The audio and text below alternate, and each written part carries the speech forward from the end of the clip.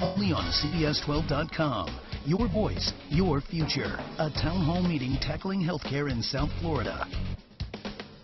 Welcome to a special CBS 12 Town Hall, Your Voice, Your Future. I'm John DeCepolo. I'm Liz Quidantes. This is the second of 3 town hall meetings we are hosting here at CBS 12. Last month we focused on the economy, and tonight we are tackling another big issue, healthcare. It's controversial, it is expensive, and it has become a hot-button political issue. Let's take a look at the numbers. Almost 50 million Americans do not have health insurance. That's more than 16% of the population. And those who are insured have to pay more because of it, about $368 more in premiums. For those who are insured, 31% are covered by government health insurance. In fact, the U.S. spends more than $7,000 on health care per person. That's more than any other nation. But is the president's new health care reform law the answer to fixing the health care crisis? Premiums have been going up, our co-pays have gone up, our prescriptions have gone up. So we're paying more and more for everything. Troy and Kimberly Kent are your average middle-class family. 3 kids, a house in Lake Worth, and 2 full-time jobs. But the cost of health care for their family has skyrocketed over the past couple of years.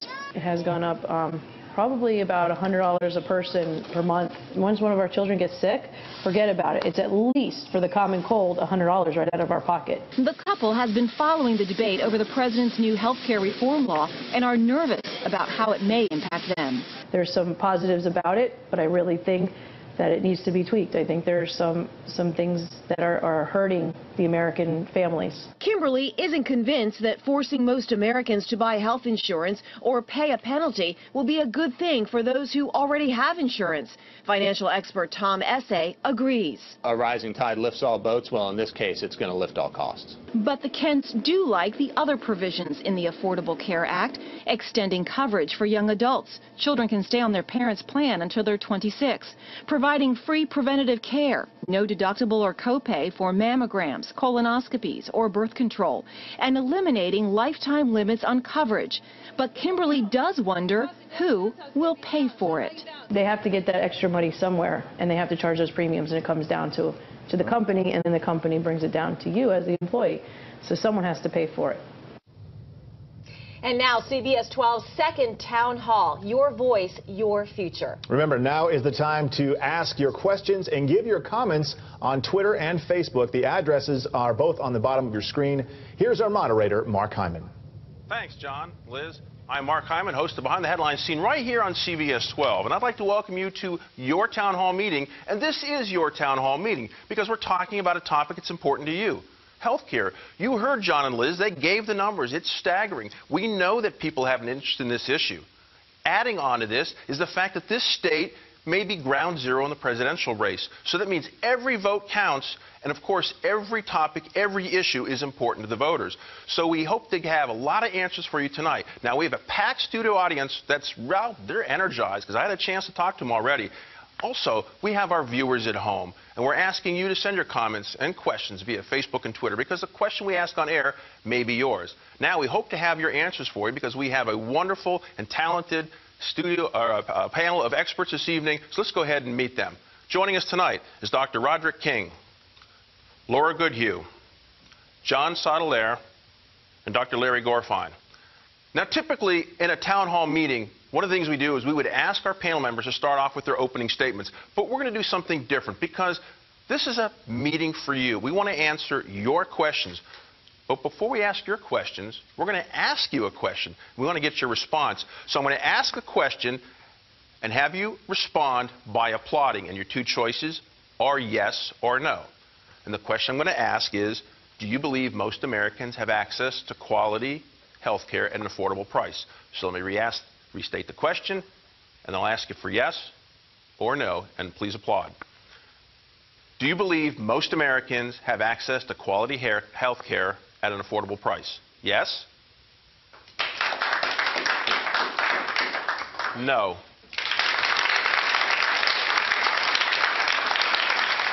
I want to ask the same question of our panel members, and I'd like them to respond by raising their hands. So tell me, do you believe that most Americans have access to quality health care at an affordable price? Yes? And no. So we're kind of split. We're going to take this one step further. We're jumping right into the audience because we know we have a lot of questions here. Sir, would you please stand up, tell us your name, and ask your question? I'm Carl Dickey, and I was just curious, why do the wealthiest of the world, if our health care is so bad here in the United States, end up coming to the United States to get specialized care? That would be my question. I'm going to ask Rod to start off with that. You have thoughts? Great question. I think, although we have some of the best technology in the world, and clearly one of the reasons of the draws for people to come to the United States is to have availability to that technology. But the challenge is not everyone has access to that technology in this country. It's limited to a few that can afford it or have private insurance that will cover it. So the challenge is, yes, if you have the money and you're coming from overseas, yes, the best technology is here in this country. But the question is everyone available to access that best technology? John, what do you think? Can people access that technology? To a degree, people can. People do have access to health care depending on their situation. But access to the top-end health care, to all the procedures all the time, that's on an individual basis, whether they can or not. Why people come from other countries is because we do have the best health care. We do have the best doctors, the best schools. If you go around the world, their doctors come here. They learn here, and then they go back. I think that's great. They should be taking that skills back with them. But that's the reason that they come here, is because we have the best. Well, let me ask Laura. Laura, should everyone have access to the highest quality health care? Should they have access to everything, Cadillac plans included, or is there a limit? I think people should have access to the health care that they need for their situation. And it's not true. Everyone doesn't have access to health care. There's a Floridian named Leslie Elder who died a couple months ago from Hodgkin's lymphoma, which actually has a high survival rate. She's a 63-year-old mom and wife, and she didn't have access to health care. She couldn't get medicated. She died fighting to get Medicaid. Now, the irony here is that she didn't know there was actually a program for her for people with pre-existing conditions because of the health reform law. And they didn't find that out, and unfortunately she died. And my organization works with informed health consumers like you and like me. And we just think that people should have a seat at the table just as much as the health industry and politicians. And so no, not everyone has access to care. We're going to go right back to our audience because I know we have another question here. Please tell us your name and ask your question. Hi, my name's Betsy Marville, and I just wanted to know how the health care reform is going to address the problem of not enough nursing schools and educators for the future nursing needs. Larry, I'm going to direct that question to you. Actually, it doesn't address that at all, and we're very concerned about that.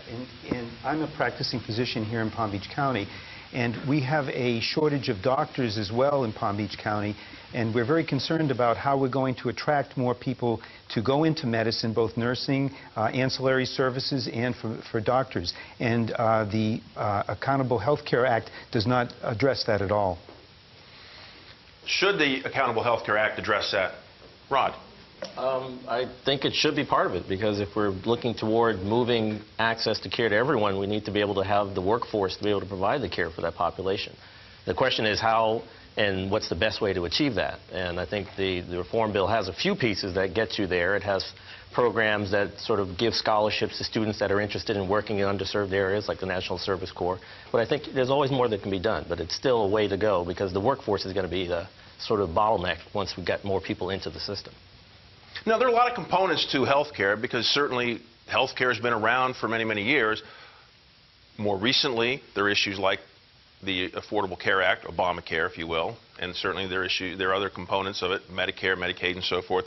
But I just want to share with our entire studio here and our panel members a quote that President Obama had said back on June 5th, 2009, when he spoke to the American Medical Association convention.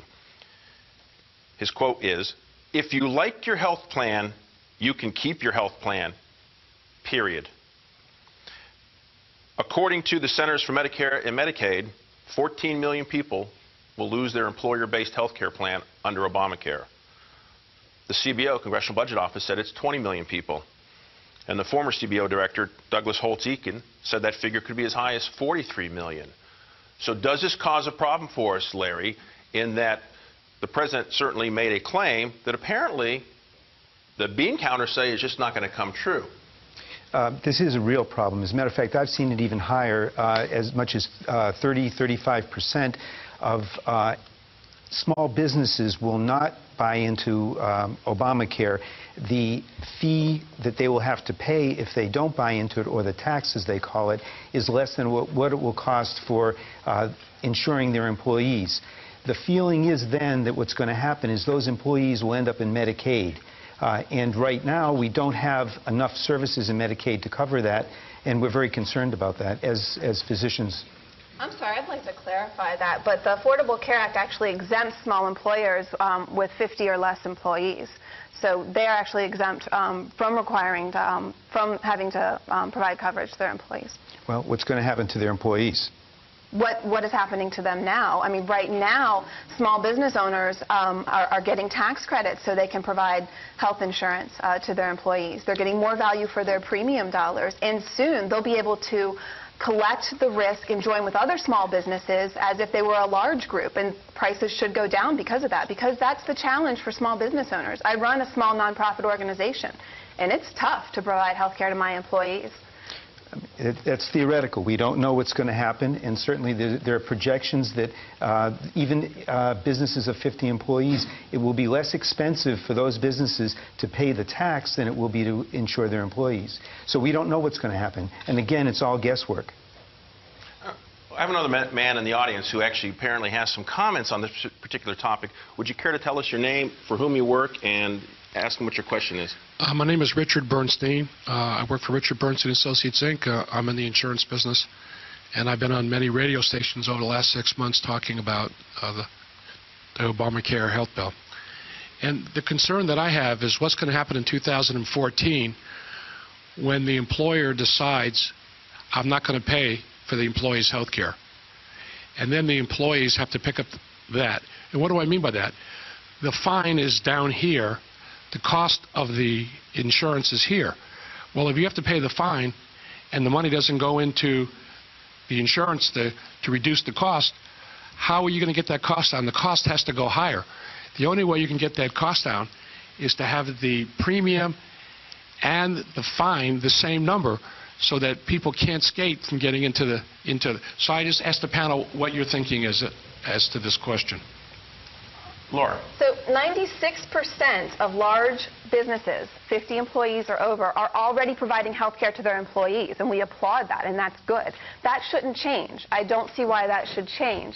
Small businesses are exempt, and in fact, there will be more help for small businesses to provide coverage to their employees. Do you agree with that, John? No, I don't, actually. With all due respect. What I'm finding with a lot of the larger corporations, who you think would be above and beyond all of this, what they're doing is going through restructuring. And I see it in the industry that I'm in. I'm in telecommunications. You'll have a restructuring, you'll have cross-training that goes on within a business. And then you have a restructuring that goes on of that business, and then everyone has to reapply for that position to qualify for these new positions in this new structuring. What you have at the end of the day, after, this is a 6-7 month process, but you have at the end of the day, you have a lot of people who no longer qualify for their jobs. Those jobs are then cut. Those people are given severance packages, and they're gone. So now they're unemployed. What happens is those jobs come back, and you can shake your head no, but I know what I'm talking about. What happens at the end of the day is those people come back as contractors, working for headhunters. Those headhunters are in India. And when that's the case, you no longer work for this company here. You work for a company in India. You're qualified for something completely different, not this. So if a large corporation wants to lower its overhead, this is one way to do it. And you're no longer impacted by the law. Whether you agree with it or not, you found a way to get around it. Larry? There actually was a study. I was looking for where it was done, that came out of small businesses, and 1/3 of small businesses replied that they weren't going to cover if the fees or the tax was not that great. The Supreme Court actually left a very gray zone with that, with the ruling that they had, in that if the fee is high enough, it will be called a penalty, and a penalty then would be unconstitutional. So what's going to happen is, by necessity, the fee or the tax has to be very low if a small business or an individual does not purchase insurance. So that tends to mean that more and more people may not get insurance as this survey found of small businesses. That's why we're reporting that and saying that. We don't know. It is speculation, but there are surveys out there that tend to support that may happen. Rod, do you agree with that? Well, I think the proof is going to be in the pudding. We don't know for sure, but I think partially what's going to happen is that as more and more folks sort of come up against this penalty, the question is what will folks actually be willing to do. And I agree with your point that there is this debate about how high you raise it compared to the premium, but then there's this tension of trying to figure out does it become a penalty. And I think that the truth is really we're not about penalizing people. What we're trying to do is get people health care. That's the bottom line. And if you want to get into the health economics and why there's a whole mathematical model as to why they did this, but the truth is the idea is you want to get as many people on the rolls as possible and as very few people as possible paying the penalty. That's where we're trying to get to. We're going to shift gears now for a moment and change the topic. Sir, would you please introduce yourself and ask your question? My name is Don Kuhn, K-U-H-N. I'm here just to give you a little story about my son, Jim. But he fell into what they might call a glitch or a black hole in Medicare. He used up his, as you know, 90 days, and he used up his lifetime days over the period of his sickness. And he was due, his cardiologist wanted him to have an LVAD operation. And the hospitals wouldn't even look at him or give him an assessment because he had run out of his days. Now, he had 27 days of lifetime days left, and they still wouldn't open the door to look at him. And he died last month. My question is, he's gone, but can we do something for the people that are coming up after him? He was too sick to go home. He had to go home for 60 days without any interruptions, consecutive days, before his 90 days would be reestablished. There are some people that don't fall into that category. So some bureaucrat, you talk about death panels. Some bureaucrat, just not blaming them, that's the rules. They said he couldn't go home for 60 days. His insurance is over. Ron, I'm going to go right back to you. Your thoughts on that? First it's a tragedy, and I'm so sorry to hear that. I'm going through some of that myself. My mom is in her latter stages of Alzheimer's, and my dad's developing dementia. And we're concerned about those same things because the cost is ravishing the family. I think that, as part of the bill, one of the things that is included in there, and you can remind me, Karen, is that there's no limit in terms of the care and the cost of the care and the time of the care that you could provide. And the reason in particular that's an important factor for me, even on a personal level, is that, we have a population that is rapidly aging. People are living a lot longer. And so we don't have a system that's able to figure out how to provide the best care for those populations. So, to your point, I think part of the bill, and I'd love to hear some of your comments, is able to begin to extend that and provide that care for a longer period of time so we aren't getting into these issues. The law of Medicare? Yeah. So, the law strengthens Medicare. And, I just heard talk to a man today who his 87-year-old father is a Navy veteran from World War II and has vascular dementia in a nursing home. And the nursing home is telling him that the son, Steve in Boca, that if you don't come up with the money, then we will have to, he'll have to leave the nursing home. This is someone that served our country. But I just can't imagine how this man would fare at privatized Medicare, a voucher system, which is what others are proposing as a way to fix Medicare. I just can't imagine that 87-year-old man being at the mercy of private insurance companies. Now, the law does expand the role of private insurance companies for others, but it also strengthens Medicare. But, Laura, would you agree that something has to be done about Medicare, because the Medicare trustees have told us that in the year 2024, 12 years from now, Medicare Part A will go bankrupt unless significant changes are made? Absolutely. No, and that's what I was talking about. The law, takes significant steps to make it stronger and to preserve the life of the Medicare Trust Fund 8 more years. If Obamacare was repealed, it would go insolvent 8 years sooner. Okay, but whether we talk about 8 years or 12 years, whatever, it's either a function of either more money has to go in or less expenditures or some other kinds of changes. What should be changed about Medicare, Larry? Well, first of all, let me say something very important, because is a misconception, and it's a very significant misconception. Everyone talks about the voucher system. The voucher system is an alternative, and that's what people don't understand, and that is, and this is the crux of the matter. Yesterday in the New York Times, it reported that there was a $1 trillion deficit in Medicare, as is today. $1 trillion deficit.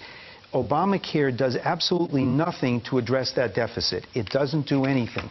Now, and they're talking about Paul Ryan's plan of vouchers. What that does is it says that the Medicare beneficiary has a choice.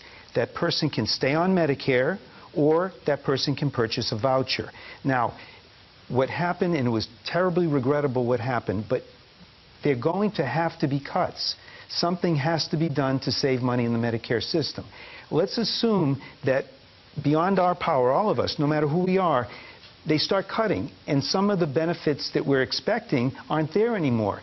You, when you become a Medicare beneficiary, do you want the option to join another insurance plan, take some of that Medicare money that's being used for Medicare and put it into a private insurance? It gives you the option. You don't have to take that option, but it's there for you. It's not the fact that the voucher is going to be your only choice. As of today, people can stay on Medicare. I'm over at our social media desk because we're getting actually quite a few comments from our viewers at home. I'd like to invite our viewers at home to join us at our web poll, and certainly want to see your vote. If you go to CBS12.com, our web poll for this evening is, should the federal government ensure access to health care for all Americans? That's a simple yes or no. So please go ahead and vote, and we will continually update this throughout the evening. And also at our social media desk, we have a question on Twitter from Troy and Mel, who ask, how will our government afford to pay for health care for those who don't work? And I'm going to put that to Rod. Great question. I think part of the bill, the health care bill at least, goes toward the whole idea of expansion of Medicaid. But as you know, that it's primarily women and children and some of the elderly. But for those that don't work, the idea is that through the bill that there'll be the creation of what we call exchanges, which will be sort of places or hubs within states where people could actually go online and get an affordable coverage that fits within their means. And depending on the state, it's designed different ways. But that's actually one mechanism that could work to offer a cheaper way of providing insurance and coverage that may fit within your means. John, is it the responsibility of the government to ensure that everyone has health care? Is it the responsibility of government? Well, if we're going to look at that question, and it's about time somebody asked that question, you have to ask yourself, government, what government? Right? We have government at different levels. Right? So we have cities, municipalities. Right? Does a city or municipality have the right to get involved in health care? To find that out, you have to go to the city's charter. Same thing with the county. You have to go to the county's charter to find out whether the county has the right to do these things. States, you have to go to the state constitution. And contrary to popular belief, we only have 50 states, not 58. All right? So you have to go to each state's constitution to find out what authority the people of that state have given over the course of the state's life to that state to do these things. You have to go to that constitution. Then you have the federal government. And that's really what we're talking about here. We're talking about federal government, right? So does the federal government have that authority? Where do you find that? You have to go to your founding documents. You have to go to the Declaration of Independence, the Constitution, go through the Bill of Rights, and you have to see, is it in there that government has the authority to do that? Have the American people at some point created a constitutional amendment to this Constitution that says government has the right to do health care? Is it in there? I've read through this, and I've seen the Bill of Rights. I've seen all the amendments. I don't see an amendment, which means it has to be originally in the document itself. So you go back to the document. I have this document. It sits on the wall over my desk, 8 hours a day, 40 days a week, 40 hours a week. I see this thing. It's not in there. I've read through it. It's not in there. There's no authority for the federal government to do this, which brings you to a point now. You either, one, you have to go and change the Constitution and put yourself an amendment to the U.S. Constitution. Yes, you do. You have to, if you're going to change the Constitution, you're not, okay, then choose not to. You can change the Constitution by putting in a constitutional amendment, or you can ignore the Constitution. pretend it doesn't exist, and wipe right through it. The other thing you can do is you may find that it's in there. Maybe. Now, remember in that movie, what is it, National Treasure, they found those Ben Franklin glasses, and they put the lemon juice on there with the hairdryer? Maybe it is that someone in Congress found them glasses. They put lemon juice, broke out the hairdryer, and they see a whole other Constitution than the rest of us. But John, didn't the Supreme Court rule 5-4 last June that Obamacare? Didn't he rule that it was constitutional, Laura? Yes, it's the law of the land. It's constitutional, the highest court in the land. And, you know, our government provides us a lot of things. The roads, you know, that we drive, our schools, our libraries. I'm a health care advocate. I think people should have health care. I think children shouldn't have to go to the emergency room to get that health care. I think World War II veterans should live in dignity. You know, and I don't see how else that's going to happen unless we do take responsibility as Americans and help each other out. And there are people in this state and in this country, you know, that there's no other way that's going to happen unless there is a safety net. But we're also, you know, we're talking about expanding the role of private insurance, protecting consumers. The goal here is to just make sure that we have a fair system, that insurance companies play by fair rules, and that we're protecting the most vulnerable. Now, before I go back to the panel, it's time for me to ask a question of our audience, because I told you up front I'm going to ask you questions as well. And this is our first snap poll question of the evening. And again, like we did earlier, I'd like you to respond by applause. Your two choices and answers are you or someone else. And the question I will ask is, who can make the best decisions about your health care dollars? You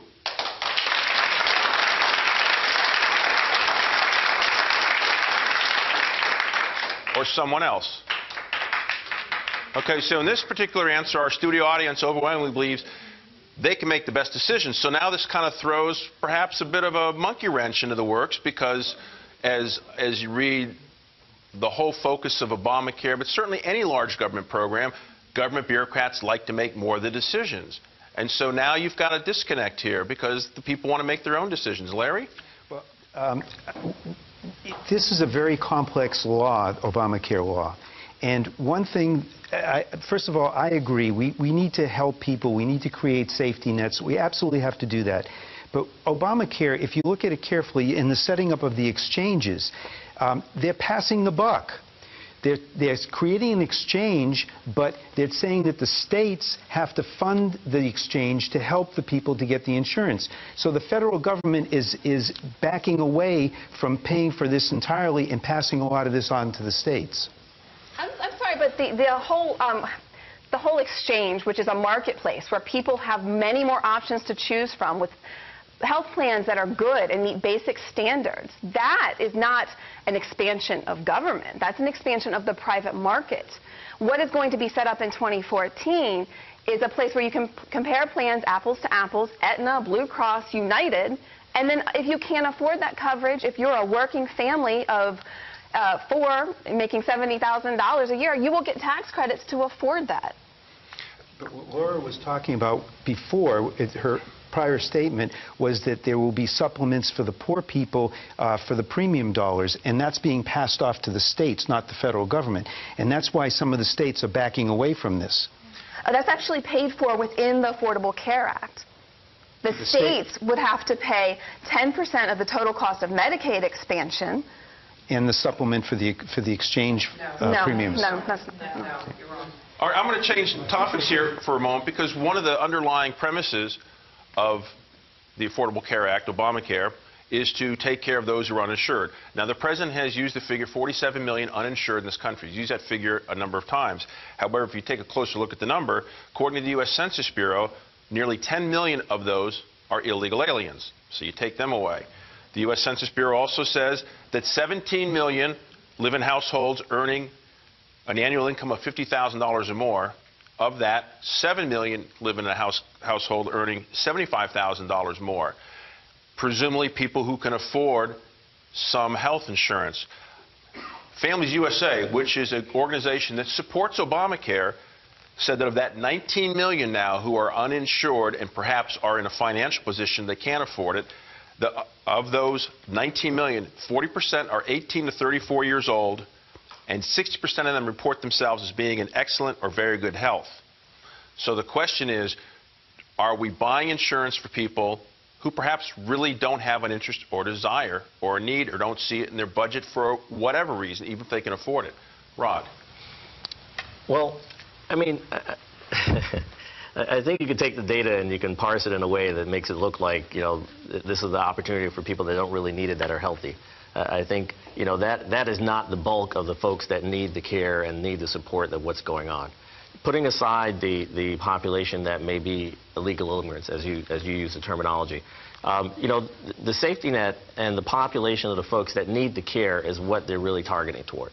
And the truth is that this is a plan that will begin to increase access to care to those populations. Populations that haven't been able to get in, children that have suffered major illnesses, and truthfully have really undergone major changes in their lives just because they haven't been able to get into the system.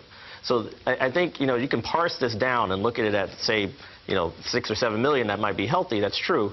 But, you know, regular insurance companies have the same type of numbers. And what we're looking at really is the larger population of folks that don't have access to care, that show up in the emergency rooms, where care is much more expensive, and truly don't want to be in an emergency room. They want to go to a doctor. So this is a way for us to kind of provide the support and the net for folks to be able to get that access to care. By the way, according to Families USA, of those 19 million people, they spent $116 billion in health care in the year 2011. So Families USA, which supports Obamacare, still believes these people are able to access health care. We have another audience member question. Please tell us your name and ask your question. Yes, my name is Joan Waitkovitz, and I'm a physician. And in the course of my work, I have signed a lot of death certificates of young people. And I've heard a lot of numbers, but I'd like to bring it back to the personal, which is that young people ride around on motorcycles without helmets in Florida and become gravely ill as a result. Young people also, which may come as a surprise to my generation, get cancer. They get strokes and they get heart attacks. And when they do not have health coverage, their outcomes are poorer and they become bankrupt, and it becomes a great financial drain on the entire family as well as the state. And my questions are, is this fair to the person and their family, and aren't we all paying for it anyway?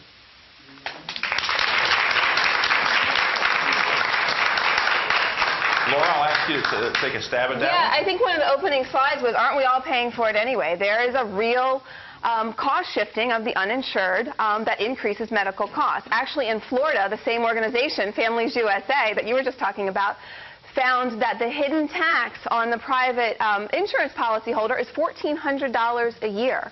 And that's because the cost of paying for those emergency rooms and the uninsured is cost shifted onto private policyholders. And so, yes, that's a problem. Speaking about the young adult issue, you know, we can celebrate because 3 million more young adults in the country have gained access to health care. Many because they can stay on their parents' plan, which is a really cost-efficient way to provide health care for people under 26 of age. Now, I want to go to John. I want to go to John for a moment because I want to throw in some numbers here that aren't just about health care in general, but just our larger financial predicament, because we are in a predicament in this country. We're spending money at all levels of government, and people are tapped out at the personal level. Households are having challenges. And I looked at the figures. 62% of all federal spending for the year 2012 are entitlement programs. That includes Medicare, Medicaid, other health programs, Social Security, welfare, public assistance. The other 38% is the discretionary spending, which includes military, national defense, interest on the national debt, education, foreign affairs, and other programs such as agriculture. Even if we're compassionate, and we think it's a good thing to do, and we believe that's what we want to do as a society, are we tapped out? Do we not have the money anymore to make these things happen? I don't know, $16 trillion in debt, you tell me. Yes, we are tapped out. It's wonderful to be compassionate. And if I were Warren Buffett, I'd give you all my money. I would. I'd give it all to you. Because at the end of the day, when I die, the guy with the most toys doesn't win. All right? I've got no problem with any of that. And I'd be more than happy to do so. We're talking about stuff here, and I'm sitting back listening. I know some of you going, how come this guy ain't talking? It's because they're making my case. All right? It's just like an attorney. They're making my case. 40 years ago, government came to a problem. Government said, we got people who can't afford to go see a doctor. I got a little girl sick, she can't afford to see a doctor. Parents can't afford it. When she gets to the doctor, she can't afford the medicine. This little kid's got to suffer because she can't get to the doctor, can't get the medicine. The senior citizen breaks their hip, they can't get the operation done, right? Government came into this problem. They said, we're going to fix it. Government's going to take care of it. They're going to drive the cost down, drive quality up, drive affordability up, right? And they created this managed health care and its HMOs, which I'm sure my colleagues here on the panel will be able to tell you more about than I will. It was supposed to solve the problem. We're 40 years down the road, and we've got the same problem, and now it's amplified. And we're trying to solve it by doing more of the same things. I say, wait a second. If it don't work, we need to maybe go back and take a look and see if we can find out a better way to solve this problem. I acknowledge the problem every one of you have said. I acknowledge and I sympathize with everyone on this board, and even the people who are shaking their head no at me. I do sympathize with you. I think there's a better way of finding the situation, to solving the problem. And that's what I'd like to do. I know you've got Medicare, you've got Medicaid, you've got people that are dependent. And any solution to this problem has to accommodate for that. You cannot devastate people. It took us 150 years to get $16 trillion in debt, to get to the point where we're over $1 trillion in debt in our national budget every year. It's taken. You can laugh, but it's the truth. We're talking about health care and the deficit, and it's important to note that Obamacare would reduce the deficit by $84 billion over a decade. If it is repealed, the Congressional Budget Office has said that $109 billion would cost us $109 billion if it's repealed. Okay. See, Congressional Budget Office, not me. I want to ask you a question. How many people here have read the health care bill? How many people here have read it? Law. Okay. How many people have had the time to understand it, to really see how it affects everything else? All right? I'm trying to read it. I can't figure out how it affects the ramifications when it hits Congress. And the fact that we're sitting here and we're on two sides of an issue on a piece of paper, on a document that's 6 inches thick, but we're debating about what it does and what it doesn't do. Shouldn't this debate have happened in Congress? Shouldn't they have already done all this and then hit us with it and said, this is exactly what it does, and everyone's on the same page? It's a historic piece of legislation, just like Medicare, just like Social Security, just like the voting rights and civil rights, and it's lengthy and it's comprehensive because it's a big problem. I want to continue, though, the issue on spending, because according to the Congressional Budget Office, and that was only a partial response, according to the Congressional Budget Office, Obamacare actually increases the deficit because in the first 10 years, it has 10 years of taxes, and for the first 4 years of that, it doesn't have any spending. So it raises a lot of money up front and then begins the spending. According to the Congressional Budget Office, it would include $716 billion in cuts from Medicare in years 1 through 10. It would add $2.37 trillion to the debt in years 11 through 20. So the figures, according to the Congressional Budget Office, is that if we look out for the next 2 decades, Obamacare will actually add to the deficit and will not cut it. So I have different statistics, but the $716 billion in savings in Medicare is really an interesting topic that I'm sure many of you in your home have heard about on TV through political ads, and it's very misunderstood. And actually, PolitiFact has ruled several times that it is a lie, and that is mostly, I've seen pants on fire, but also mostly false, that Obamacare raised $716 billion from Medicare. Because what it actually does is it cuts subsidies to private Medicare programs that are not making Medicare recipients any more healthier than other Medicare recipients, and it makes the program more efficient and provides savings. Well, that data, actually, I didn't take that data from any candidate or organization other than the Congressional Budget Office. That came out of their report. Right, it's $716 billion in savings in the program. Let me go ahead and shift gears for a moment, because we had a question that came up earlier in the evening about nursing shortages and medical shortages. I want to share some figures. According to the Association of American Medical Colleges, we will face a shortage of 91,000 doctors in the next 10 years, 45,000 primary care physicians, 46,000 surgeons and medical specialists. We're going to see a 36% growth in people over the age 65 or older. certainly creates a strain on our medical program and our health care because we're going to have fewer doctors taking care of more people. This is important because I want to address a poll that was taken last May by the Doctor-Patient Medical Association Foundation. And this is not specific to any particular health care program. It's not specific to Obamacare. So listen closely. The question was asked, how do current changes in the medical system affect your desire to practice medicine? 5% answered, I'm re-energized. 13% said unsure or no opinion. 83% said, makes me think about quitting. So according to this one poll, 83% of doctors in this nationwide poll said that changes overall, again, not specific to Obamacare or anything else, just changes in medicine make me think about quitting. Larry, does that disturb you? Well, we know about that. First of all, there was a study done, a survey done by Merritt Hawkins, and they found that job dissatisfaction among physicians was at a level of 74%. Doctors stated that because of the present system today, they had difficulty with time management, difficulty with physician autonomy. Physicians are told how to perform procedures, how many they can do, how much they can be paid for those procedures.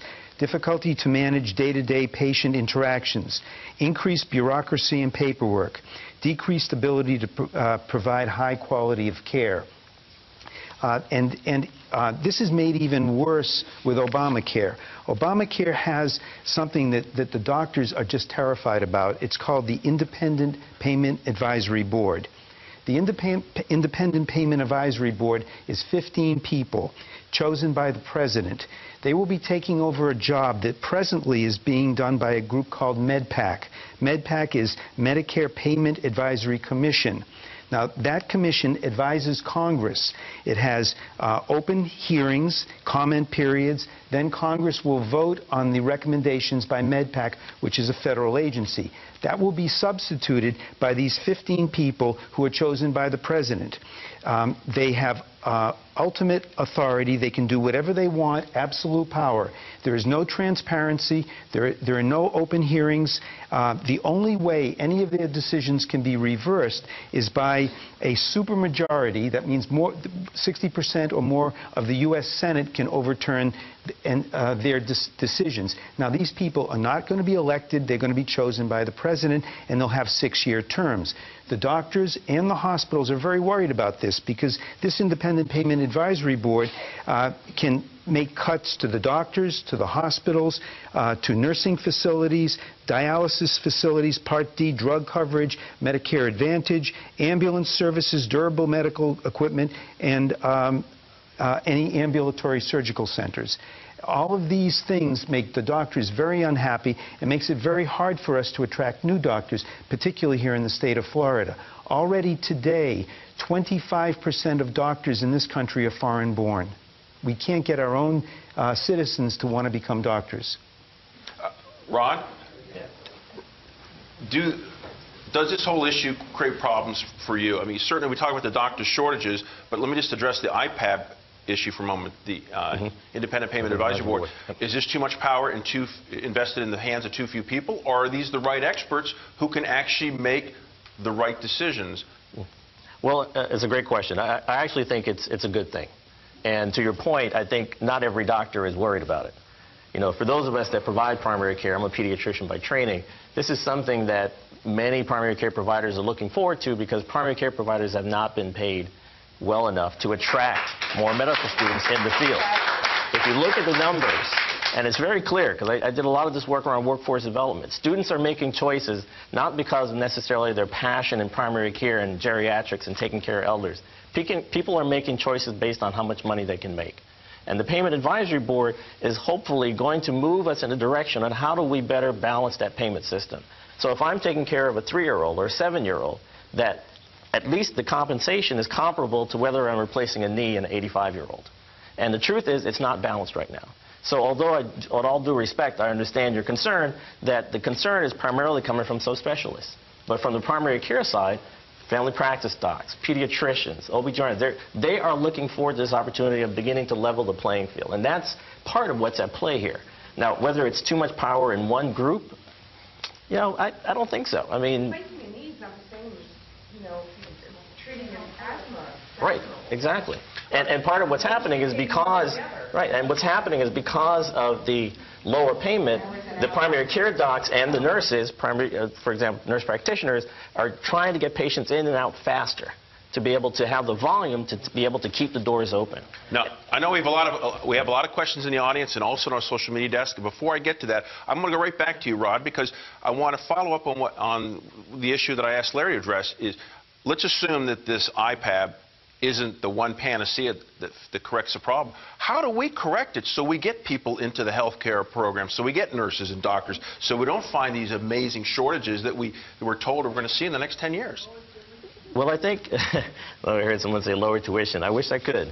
I think if there's one way to do it, it would be lower tuition. But what I would say in a bigger context is lower the cost of training these health professionals. But the ways that have been instituted, and actually the health reform bill has this, is that it has programs in it that will allow loans to be forgiven.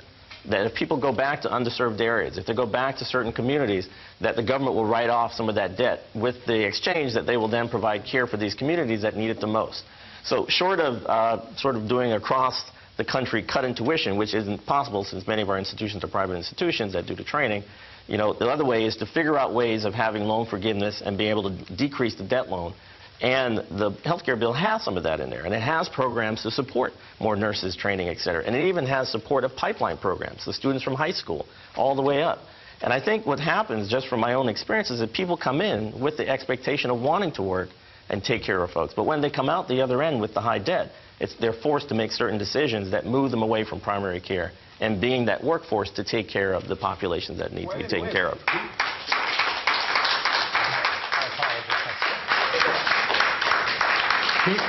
People with debt having to make hard decisions? That doesn't sound like us, right? We don't make hard decisions when we're in debt. We just borrow more, right? No. 16 trillion? No. How are we going to pay for all this? We're going to give out loans to students, which is a great idea. We're not going to have them pay it back. That's a great idea. I think we need to go in and spend more money on people to come into the industry. Where's all money coming from? Our taxes are rich. Our taxes right now, if you got, and I don't think anyone can dispute this, I'm sure you guys know this, the taxes we take in like an income tax, that goes to pay interest on the debt. And every year you have a deficit each year of $1 trillion. But I want to we can't sustain that. Though. I want to bring it back. How do you get more students into the primary care areas? Well, we need not to do it this way. We need to find another way to get it done. What's your proposal on how to do it? My proposal is that we sit down and look at this a different way. We're arguing within the concept of managed health care and government-managed health care, which hasn't worked. I'd like to say, let's just take a step back and see if we can't find some other way. 100 years ago, the Titanic set sail, and they said it was unsinkable, and it sunk. What did they do? They stepped back, and they found another design. This hasn't worked for 40 years. All I'm saying is let's step back and see if there ain't a better way to get this done. We're all trying to accomplish the same goal. We're not trying to accomplish the same goal. I'm trying to make sure that everyone gets to see a doctor whenever they need it. If you need medicine, you can get the medicine when you need it. If you need an operation, you can get it when you need it. There are very good models across the country of how to coordinate care, how to lower costs, and how to improve quality. And the Affordable Care Act incorporates many of these pilots, and if they work, they can expand upon them. The Mayo Clinic, for example, everybody's heard how wonderful that is. It's because doctors get together, they communicate, they focus on the patient, there's communication, there's use of health information technology. We don't need to stop and look back. We need to move forward. but honestly, I mean, there's everything that people have tried and has been successful. You know, we're smart in this country, at building systems. We build upon what works. And so if it does and we're building now upon something that hasn't worked. And also I'm raising the question. I'm raising the question. Exactly. You know, that's a great point that you bring up. It's not even implemented. And we have information from the government itself. We have information from experts. And this doesn't jive. None of this is in agreement. We should all be in agreement that this is what it does, but we're not. So I think we should just slow down and wait a second. We could be heading off a cliff here. Okay. I don't want to set something up so that 10, 20, 12 years from now, we wind up losing Medicare and Medicaid. And then what happens to those people when they're devastated and all of a sudden the country's completely broke? Well, in my case, I'm moving from the cliff right to the social media desk because we have a question on Facebook. Martha Bethune asks, and I'm going to put this to Laura, as it pertains to pre-existing conditions, why is no one addressing the real issue? That is, even requiring the insurance companies to cover the pre-existing at the rate that they do, because the rate they do is they charge too much that the average person cannot pay. So the concern is... Great news and so much misinformation about this law. No longer will people be denied because they have a pre-existing condition, but no longer will they be priced based on their health status, nor on their gender. This is huge. My employees that I cover, I pay an average of $100 more a month for my female employees in my small business. That's not going to happen under Obamacare. But so to answer the question, insurers cannot price premiums on health status either, nor can they deny persons for pre-existing. Let me go to our studio audience. We have a question. Please tell us your name and ask your question. Hi, I'm Megan Koner. My question is, the training for specialists versus primary care doctors is very different and also takes a different duration of time. And also the experience required for the specialty versus primary care doctors also is variant. So what is the justification for leveling the pay field as far as that goes? Ron, I'm going to put that to you. It's a great question. I'm looking at him and saying, okay, let's see what you're going to say. It's a great question because I've heard that raised before. And the truth is, for a certain, if you get down some of the specifics of some of the specialties, the training, except for maybe CT surgery, is not that much longer. You're talking maybe 2, maybe 3 years longer. First of all. Second of all, it's more an issue of what is a priority for keeping people healthy. And the truth is, I see kids with asthma, I see kids with issues that are coming in, immunizations, and there's so much more need there that we need to balance out how it's paying. I'm not saying to, devastate the specialists in terms of what they're saying. I'm just saying to begin to think about how do you equalize what is important. How do you equalize the two? Right now, it's so disparate between what a specialist gets versus a primary care doc. It's astronomical. It's a factor of 10. So how do we begin to at least have a conversation on making that a little more level so that at least you'll get more students going in and it addresses the needs of children, families, and our elders? Larry. I'm an anesthesiologist. And with all due respect, I've taken care of many kids who have asthma on the operating room table. I take care of many people who have heart disease on the operating room table. I take care of people with all kinds of illnesses and diseases. I take care of a lot of people with all kinds of diseases at the time where they're at the riskiest time of their life when they're being cut open. And I beg to differ that the intensity, the risks, the amount of training that we have in taking care of people is very different than the primary care physician. All right. You're telling me that's not true? I'm going to go back to something that Laura mentioned briefly, and I want to set this up for a question, and I'm going to ask John to respond to this. Under Obamacare, there are more inclusive procedures that employers have to have. There are a number of mandatory, free, I put that in quotation marks, preventive services because nothing is really free. Someone will pay for it. It includes all primary A and B category procedures under the U.S. Preventive Services Task Force have to be covered. And there are 45 of those. There are free women's services, including contraception, sterilization, abortifacients. My question is, let's say I'm a single man. I'm on an individual policy.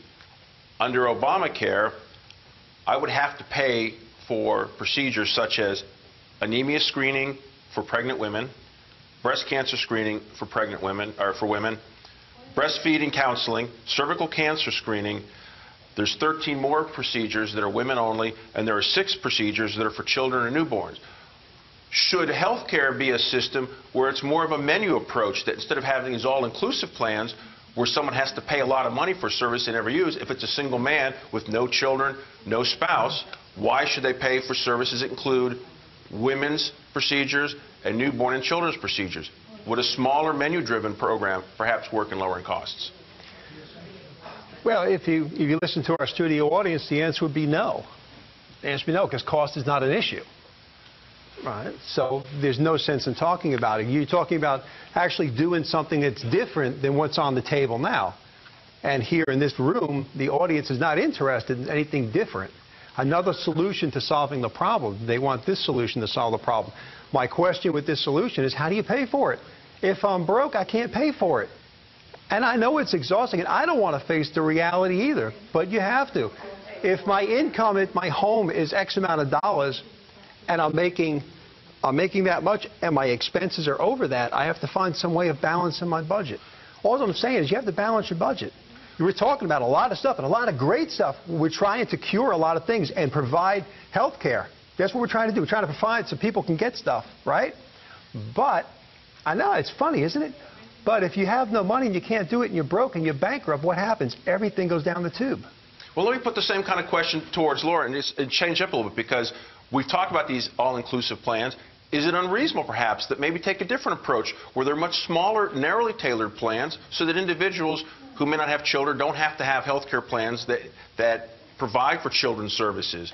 Or if there's a single man, they don't have to pay for services that include. So yeah, I get where you're going with the mandated coverage, and you know, are policies more affordable if you take away the mandates, the insurance code?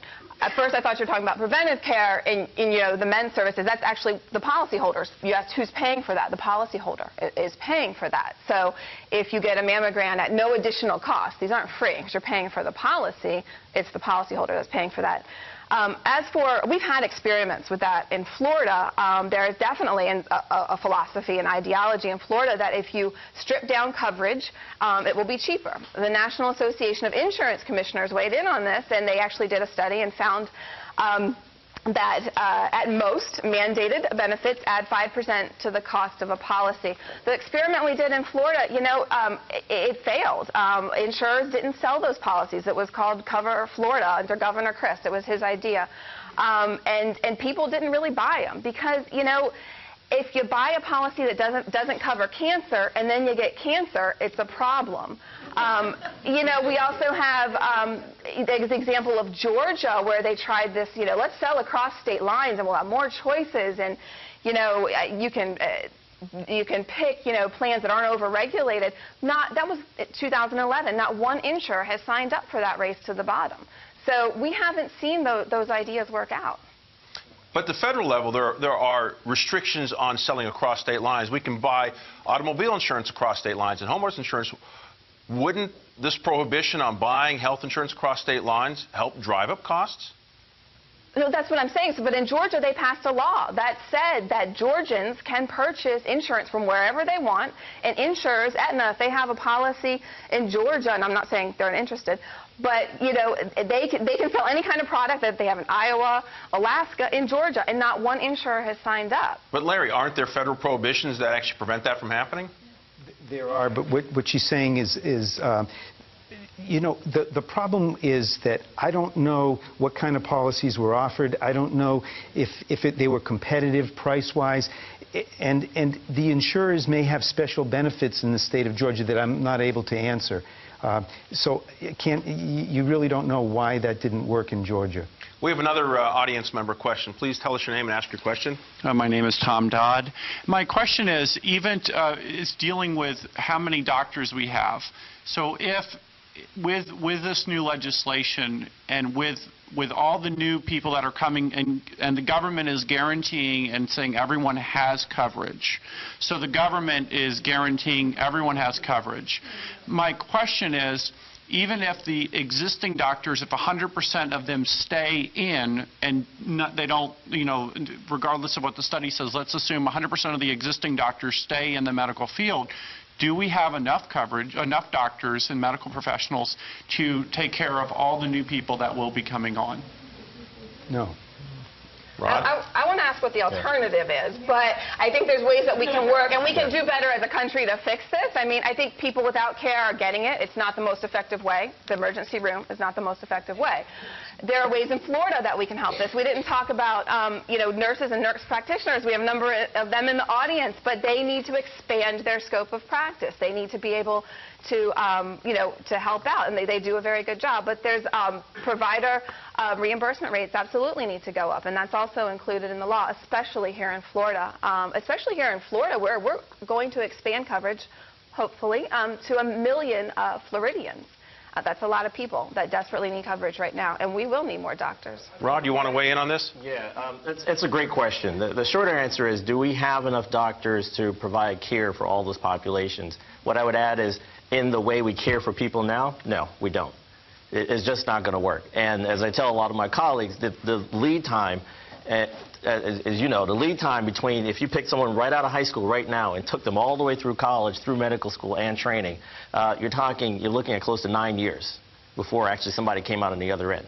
The challenge is now, if we don't have enough doctors, given the current way that we provide care, is how do we provide care differently? How do we look at creating a team where it's not a doctor that has to see every patient? Maybe there's a role for a nurse or a nurse practitioner. Maybe there's a role of other allied health workers where there's folks that can play a role in helping to help move forward the healthcare process, but it's not necessarily a doctor seeing every patient. As long as we have the paradigm of a doctor seeing every patient before it goes out the door, we don't have enough doctors. So it's pushing us now as a system to think about creative ways of trying to provide care. And you're seeing this across the country. You're seeing dental therapists taking care of improving oral health up in Alaska because they can't get dentists up there. So you're seeing it in different places where nurse practitioner-run practices are providing a core part of the care because they can't get a doctor out there. And there may be a doctor that helps to coordinate it and work with the nurse practitioners, but it's not a doctor seeing every patient. So what you're advocating is lesser trained people doing greater jobs? No. I think people working... No. I think people working to the top of their scope of practice. We don't currently allow people Obamacare is going to dumb down the medical treatment of our people. Hold on, let's correct it. Obamacare does not touch scope of practice, okay? Scope of practice is a state-by-state issue. It creates a physician shortage. It worsens the physician shortage. So how do you provide care for these populations? Would you rather just not provide care for folks and keep the numbers? No, I never said that. No, I never said that. Right now, if Obamacare disappeared, we still don't have enough providers right now. The problem is central planning isn't working. Central planning hasn't worked throughout the world, and that's what we're trying to do, is to centrally plan. We've learned this country became this country because of free market enterprise. And what we're doing is we're second-guessing that, and we're trying to central plan with people who don't... I mean, you practice medicine, I practice medicine. Many of these people don't practice medicine. We're the ones who know. When Obamacare... let me speak also. When Obamacare was formulated, doctors weren't included. We weren't included in the construction of Obamacare. I have to disagree with you on that. That's not true. I'm going to put this general topic as a question and another snap poll to our audience. Okay. I'm once again ask you a question. Respond by applause. Your three choices are insurance companies, government bureaucrats, and medical professionals. This sounds like Jeopardy, doesn't it? Here's the question. Who makes the best medical decisions? Insurance companies, government bureaucrats, medical professionals. So let me go to the panel and ask Laura, because, again, let's not make this specific to Obamacare, but just talk about health care in general. Are we in a position where just our health care system with insurance companies and state mandates and federal mandates and rules and regulations perhaps may have handcuff the ability of medical professionals, whether they're doctors, whether they're nurse practitioners, whether they're nurses, on the decisions they make? Because there's sometimes, whether it's insurance companies or rules, or sometimes doctors feel handcuffed or restricted on perhaps the procedures they want to use, or perhaps the operations or whatever medical devices they want to put in place, because they're limited on whether it's reimbursement rates or because a mandate says you can't do the following.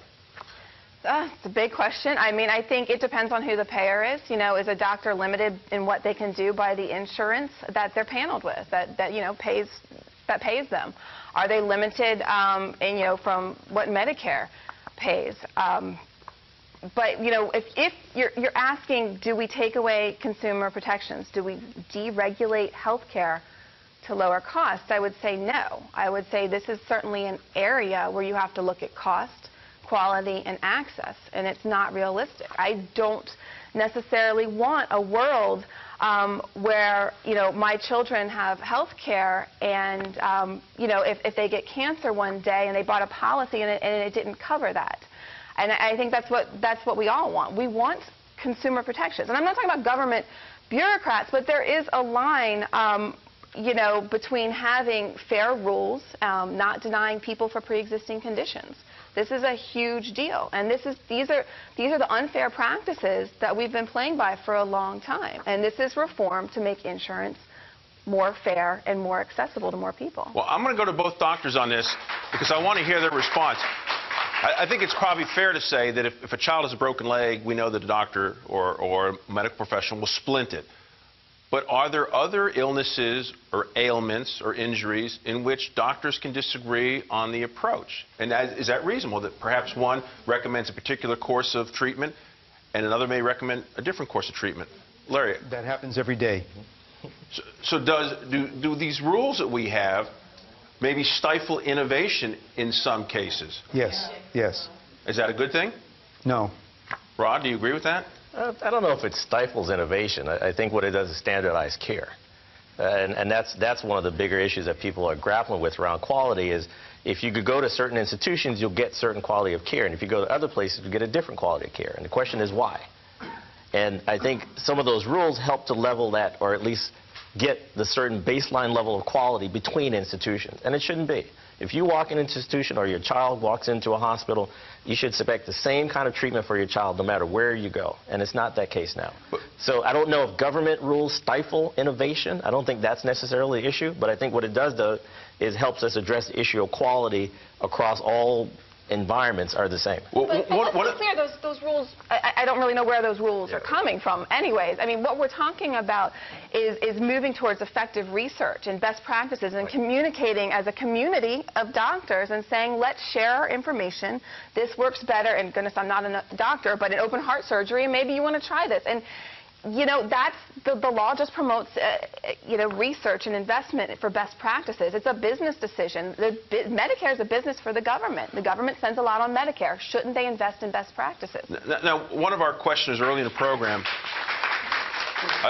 addressed decisions that are made by medical professionals, and one of the criticisms on Obamacare is this comparative effectiveness rate, in which it's alleged that from an administrative point of view, that bureaucrats will look at procedures and decide, well, this one isn't worth spending the money on this particular procedure to cure someone's ailment. This is a cheaper way to go. And that's kind of the underlying theme I have on this question, because there may be a doctor, maybe Dr. King would recommend one particular treatment, and Dr. Gorfine might recommend a different one, both perfectly acceptable, but only one is permitted under the rules.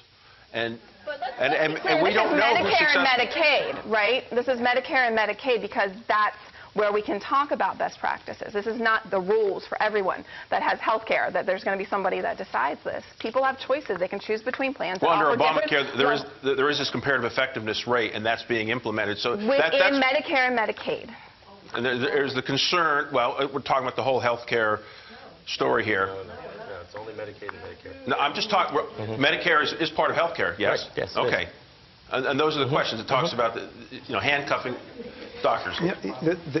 The thing that is off track here is the thought that the government has to tell us as physicians how to practice better. Every one of our medical specialties, every one of us have specialty organizations. And we meet frequently. And each one of the medical specialties have journals. And the journals come up with research. And we as physicians read this research. And if we find that to do a knee replacement or an open heart surgery one way better than that's being done today, we start doing it.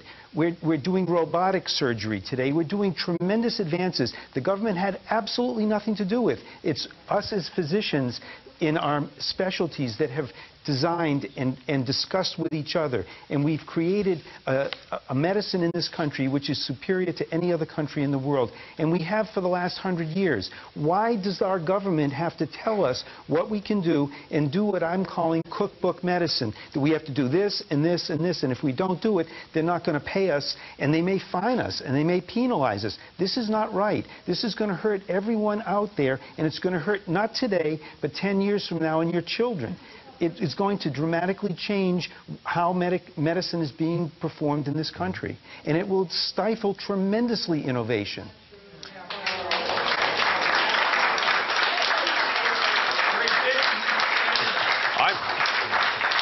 I'm back at our social media desk.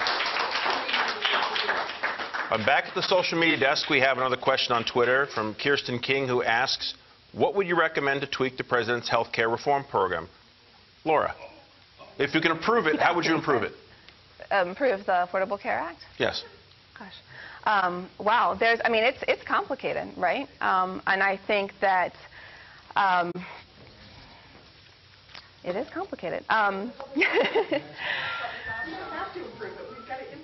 You know, yeah, I think we just, I definitely think that there's improvements. It was a compromise. I think that the affordability credits are not going to reach everyone. They're not going to reach everyone in Florida. And so I think there's definitely room for improvement there. John? I think there's always room for improvement. If you're working within the scope of this plan, there's definitely room for improvement. But who's going to be the one to search for that improvement? Is it a bureaucrat or is it a physician? I'd rather see the medical community try and work something out within the structure of Obamacare, if you want to call it that. I'd rather see them take a look at this. They should have been the ones who were involved in it from the beginning all the way through. To what degree they were, I have no idea. I don't know. I don't know what degree they took in there. But if you're going to search for it, you're going to rip it apart and go in there and do surgery on it. I'd rather have these guys going through that than some bureaucrat up in Washington. Rod? It's a great question. I think, you know, if I could change one thing is to incentivize keeping people healthy. Thank you.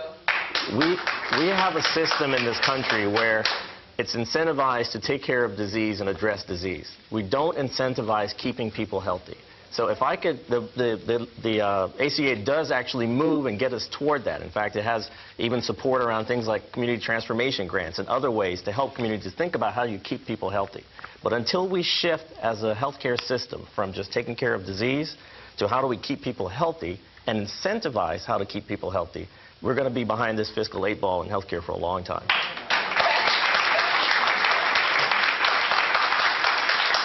That allows me to ask my last snap poll question of the evening of the audience, because if you follow the news, you know that not too long ago, Mayor Bloomberg in New York pushed through a regulation in which limits the size of soft drinks that can be sold. So here's the question I'm going to ask of you. Again, respond by applauding. Your choices are yes or no. The question is, should government dictate, restrict, limit, or otherwise influence what you eat? Yes? They do. They already do. No.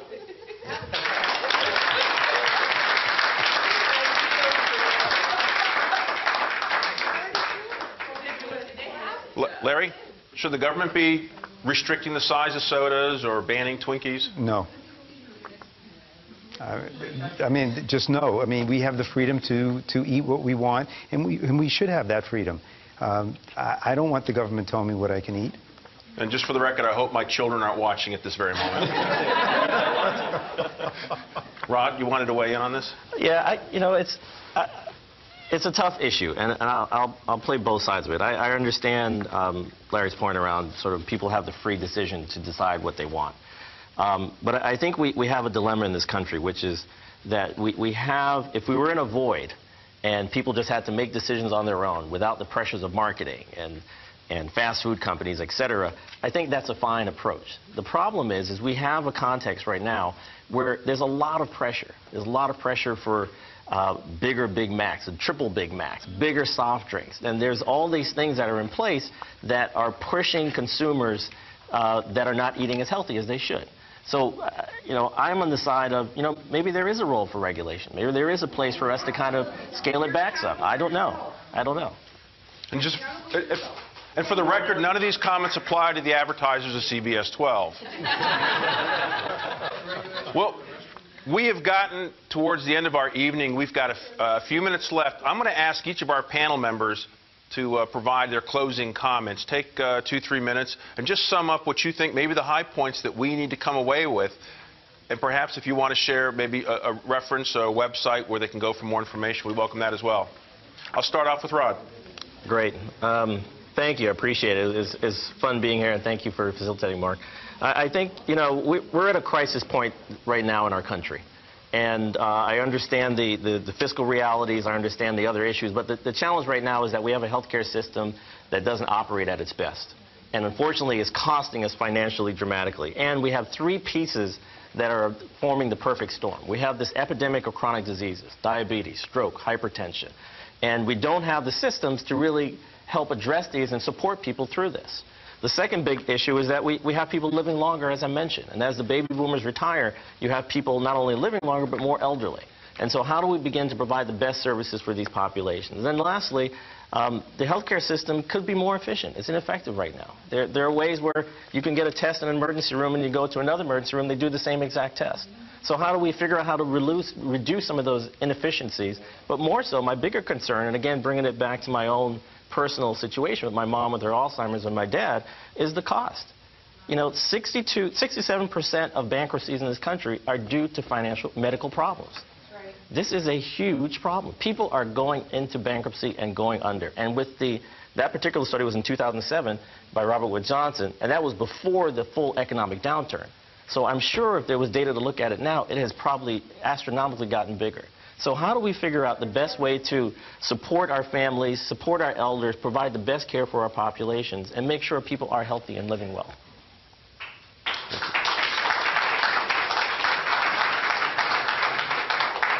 So, you know, in Florida, it's ironic. We're one of the states that has the most to gain from Obamacare. We have 4 million residents that are uninsured. That is more than the total population of 26 states combined. Now, I don't want to go back to the day where people can be denied for a pre-existing condition. When I was pregnant with my first child, my husband was trying to purchase coverage on the individual market, and he was denied because I was pregnant, and that was a pre-existing condition. That's ridiculous. We can't go back to that. We can't go back to the day when seniors in Palm Beach County are struggling to pay for their prescription drugs, like Carol, who's in the audience with us today, who's saving 50% on her prescription drugs and saving from preventive care. You know, we can do better, and we need to do better, especially in Florida. And we haven't talked too much about Florida specifics tonight, but I hope to at another time. But, you know, millions will, you know, have the security knowing that they can get affordable health care from the same plans as members of Congress.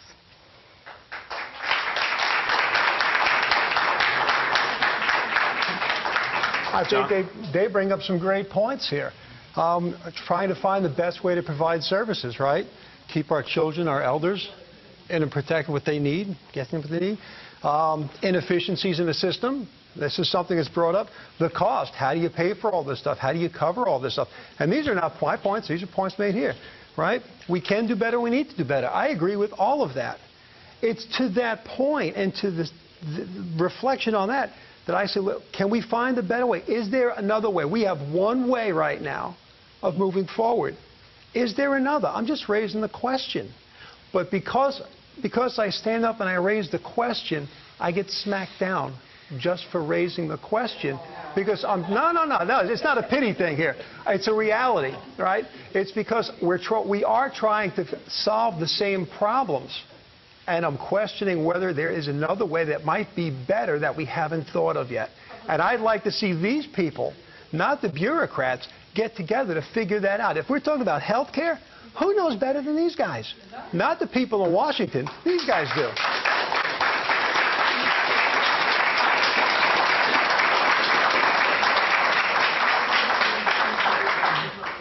Bureaucrats in Washington, our elected officials, gave this to us, right? And they gave it to us in a way where some of them were saying, we don't have time to read it, we don't know what's in it. Some said that, some did not. They couldn't agree on what they were looking at. It comes down, and we're sitting on a panel, and I'm listening, and there's discourse here when it should be, everyone should be on the same page as to what it says and what it does, and the repercussions of what this does, because this is huge. This is a big piece of legislation. Is it not the biggest in our nation's history? We need to really make sure we fully understand it, and these two guys need to be the ones to really understand it because they're the ones who have to deal with it. All right? So I know, yeah, it was tried out in Massachusetts. That's a whole different ballgame. All I'm saying is let's take a step back and make sure this is where you want to go. This is the course you want to take because this is going to really have a determination on the society that you become. You're moving down a particular road. Make sure it's where you want to go because once you go, you can't come back. So just be careful. Make sure. Be careful what you wish for because you just might get it. All right? Thank you.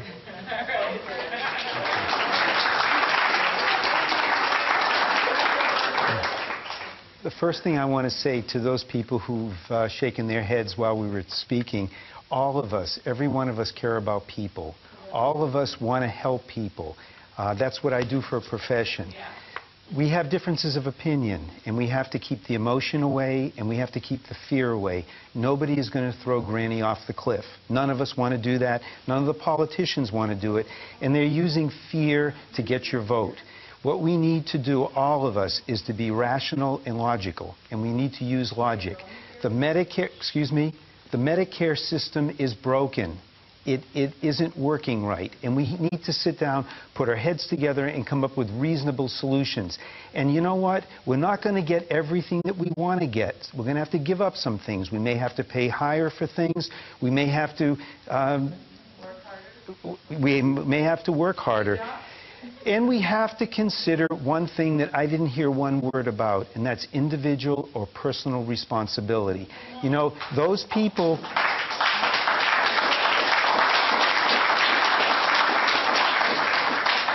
Excuse me, those people who eat burgers that have 1,000, 2,000 calories, you know, they have to be responsible. We have a great education program that we're working on to try to teach people. We're telling people how many calories, how much fat is in food. You know, they have to take their own responsibility. We can't watch them 24 hours of the day. So people have to take care of themselves, too. And we all have to come together and respectfully discuss this and come up with some solutions. Thank you.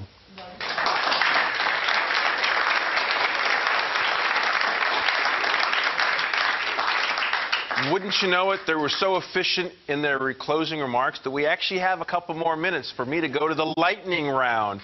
So I've actually a couple questions here, and just it's more of a brainstorming.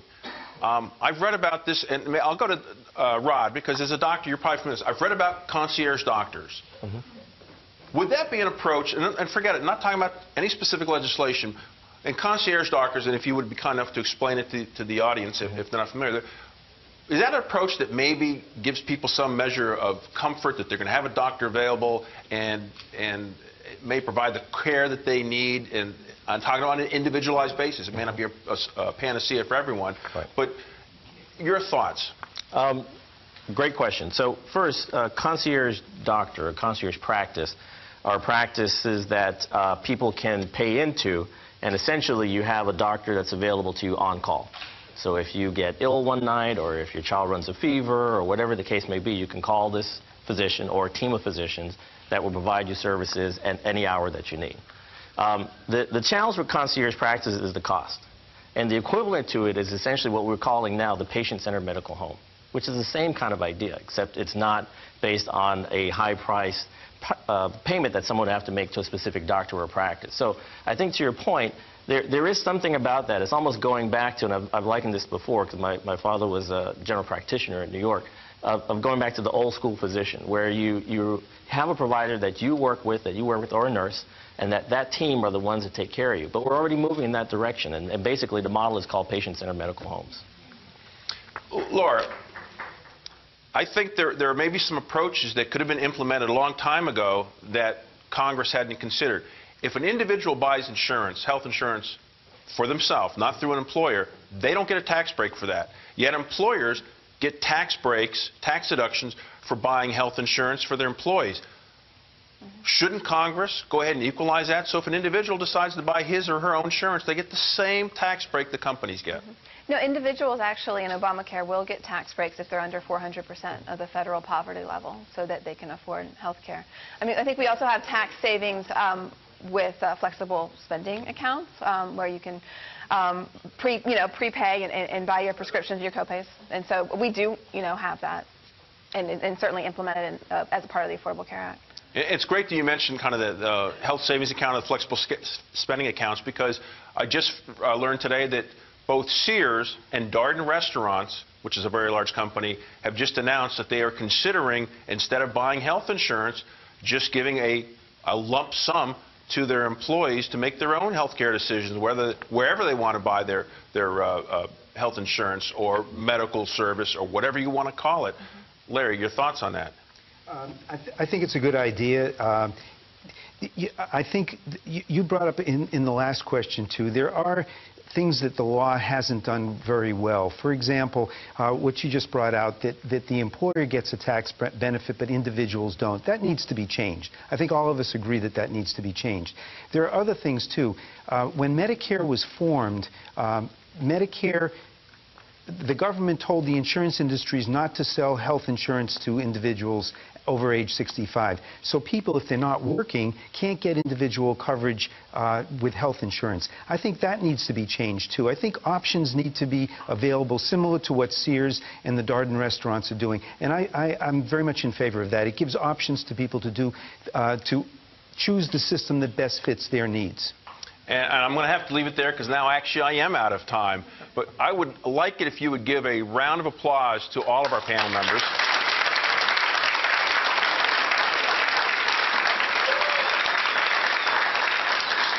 And to yourselves as well. You guys did a great job with your questions.